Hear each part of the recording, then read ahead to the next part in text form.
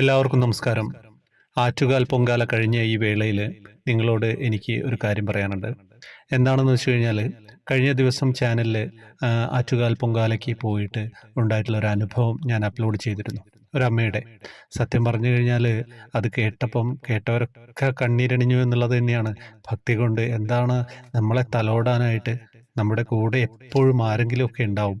നമ്മൾ അകമഴിഞ്ഞ് ഭഗവാനെ ഈശ്വരനെ പ്രാർത്ഥിച്ചു കഴിഞ്ഞാൽ എന്നുള്ളതിന് ഉത്തമമായിട്ടുള്ള തെളിവ് തന്നെയായിരുന്നു ആ ഒരു വീഡിയോ.